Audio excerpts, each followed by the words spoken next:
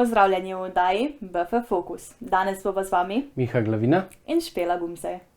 Danes je na sporedu mikroplastika, ki predstavlja velik problem modernega sveta. Z nami je študentka iz področja biologije Patricija Podkrajšek, da nam pove nekaj več o tem, kaj je mikroplastika in kakšen je njen vpliv. Patricija, pozdravljeni. Lep pozdrav iz terena. Mikroplastiko predstavljajo vsi delci, ki so manjši od 5 mm. Glede na izvor ločimo primarne in sekundarne delce mikroplastike. Primarni so tisti, ki so ustvarjeni z določenim namenom, naprimer za uporabo v pilingih, v kozmetiki. Sekundarni pa so v bistvu neželeni stranski produkt razgradnje večjih plastičnih produktov. Plastiko razkrajajo mehanske sile, UV sevanje in pa mikrobna aktivnost. Največ primarne mikroplastike pa v okolje spustijo industrijske in gospodinjske odplake. Danes lahko mikroplastiko najdemo tako v pitni vodi kot v organizmih, vse od planktona, kitov in pa do človeka. Vpliv mikroplastike je močno povezan z velikostjo samih delcev. Manjši kot so delci, težje jih naše telo odstrani iz telesa. Vpliv pa je povezan tudi z obliko in pa fizikalno-kemičnimi lastnostmi površine delcev. Prav tako problem predstavljajo razni aditivi, ki se dodajajo plastiki, ter polutanti, kot so na primer težke kovine, ki jih mikroplastika absorbira in se nato sproščajo v organizmih. Zdaj, kakšen vpliv ima mikroplastika na človeka, še ni dobro raziskano. Vemo pa, da naš imunski sistem ni sposoben izločiti iz telesa. Prav tako lahko njenih vplivih sklepamo iz raziskav, ki so pokazale njen negativen vpliv na rast, razvoj in reprodukcijo ostalih organizmov, vpliva pa tudi na oksidativni stres, vnetje in pa gensko ekspresijo. Da bi zmanjšali vnos in posledično vpliv mikroplastike na okolje, pa bi morali v prvi vrsti začeti z natančnejšo regulacijo njene proizvodnje. S tem bi narekovali kakovost, ustrezne materiale in pa porabo plastike. Za plastiko, ki pa je že izdelana, pa je bilo dobro v večji meri prakticirati remediacijo, torej njeno odstranjevanje iz okolja, recikliranje in pa se usmeriti v bolj dolgoročno uporabo le-te. Najlepša hvala za odgovor.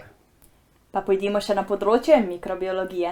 Z nami je študentka Hanna Sobočan, ki nam bo predstavila še njihov vidik. Hanna, pozdravljeni. Lep pozdrav, hvala za vprašanje. V mikrobiologiji je po naši oceni soočanje s problematiko plastike ena izmed zanimivejših tematik. V osnovi poznamo dve domeni, kjer najdemo organizme, ki razgrajujejo plastike. Prva so bakterije, druga pa eukarionti, kot so alge in glive.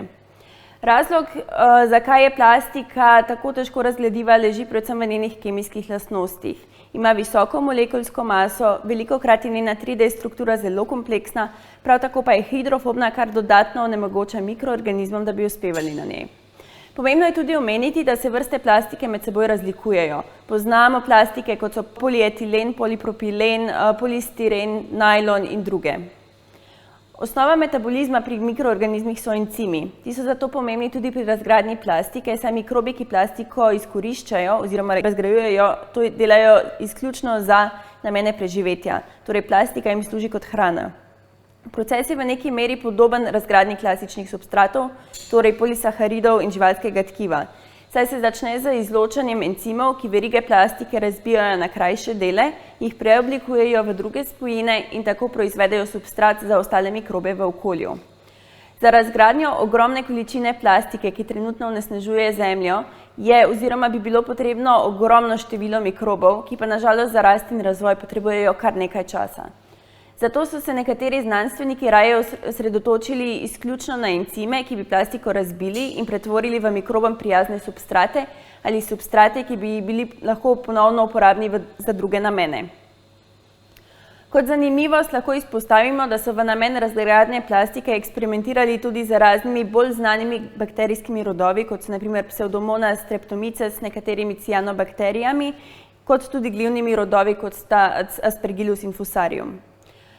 Slabost trenutnih tehnik razgradnje plastike za uporabo encimov in bakterij je trajanje procesa, saj se plastika, ki ni izpostavljena stresnim pogojem, kot so na primer spremembe pH, spremembe temperature, slanost, količina kisika v okolju, ta plastika se razgrajuje počasneje, zato bi bilo potrebno za hitrejši proces razgradnje vso plastiko obdelati, kar bi bilo najverjetneje zelo težka naloga, še posebej glede na količino mikroplastike, ki jo lahko najdemo v morju in v prsti. Najlepša hvala Hani za odgovore. Z nami pa je danes tudi Franci Štirn, študent iz področja biotehnologije. Franci, kaj pa nam lahko o mikroplastiki poveste vi? Lep pozdrav še z moje strani. Slišali ste že, kako se mikroorganizmi spopadajo s plastiko. Zdaj bom povedal še nekaj o tem, kako se glive soočajo s to zadevo. Zdaj, glive so zmožne razgrajati plastiko, to na tak način, da jo prerastejo in začnejo spuščati encime, ki polimere cepijo v monomere, katere to usrkajo in se z njimi prehranjujejo. Zdaj, kako tem encimom to uspe, še ne vemo. Imamo pa dve hipotezi. Ena pravi, da encimi delujejo na isti način, kakor pri razgradnji lignina v lesu, torej, da uporabljajo oksidativni potencial molekul v bližini, zato da tako deformirajo ta polimer, da razpade na več delov, ki jih potem lahko glive usrkajo.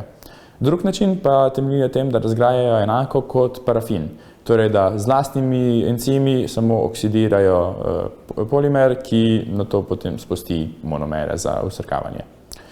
Zdaj, kako pa bi s tem pomagala biotehnologija?